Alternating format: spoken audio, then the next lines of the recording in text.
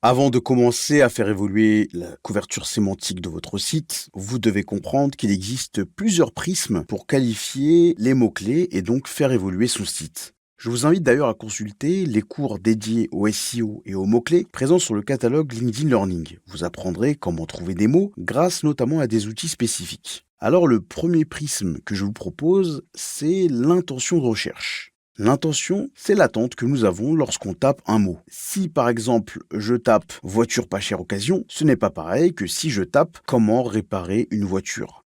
D'ailleurs, vous, qu'est-ce que vous tapez sur Google lorsque par exemple vous cherchez un voyage? Posez-vous la question, vous verrez, il y a une multitude de possibilités. Nous pouvons classer l'ensemble des intentions en 6 familles. Tout d'abord, nous avons la recherche informationnelle. Ici, l'internaute cherche une information spécifique, de la documentation, des réponses à ses questions. Il taperait par exemple quel document pour ouvrir une SASU. Nous avons ensuite la recherche commerciale. Ici, la personne cherche des arguments commerciaux. Il pourrait taper par exemple comparatif iPhone 15 versus Pixel 8 Pro. Ensuite, nous avons la recherche transactionnelle. Ici, il est question de faire une recherche très précise pour aboutir à une page de vente. Par exemple, une personne qui taperait chaussures taille 44. Aussi, nous avons la recherche navigationnelle. L'internaute tape des mots-clés pour naviguer sur Internet. Il taperait par exemple LinkedIn Learning pour aller sur la plateforme d'apprentissage. De plus, nous avons aussi la recherche géographique, qui est liée à une localisation précise. Par exemple, une personne qui recherche un restaurant à Paris 12.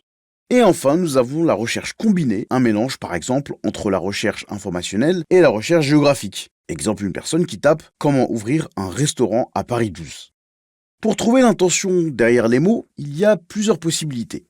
Je vous donne rendez-vous sans plus attendre sur ChatGPT. Ici donc, vous allez pouvoir ajouter vos requêtes et lui demander « Donne-moi les intentions SEO derrière ces termes ». Donc là, informationnel, commercial, transactionnel. On lance donc ChatGPT et donc là, il va faire le travail. Donc là, pour acheter chaussures pas chères, il m'a bien spécifié qu'il s'agit d'une intention transactionnelle. Pour louer appartement, pareil. Pour comment trouver un appartement à Paris, c'est de l'informationnel. Et pour comparatif iPhone 15 versus Pixel 8, il me dit que c'est à la fois informationnel et transactionnel. On pourrait dire que c'est plutôt commercial. Alors pour aller beaucoup plus loin, je vous recommande un outil, SEMrush, qui est essentiel. Ici, vous allez pouvoir ajouter votre site internet et voir par rapport à tous les mots-clés qui rapportent du trafic à ce site, comment sont classées les intentions.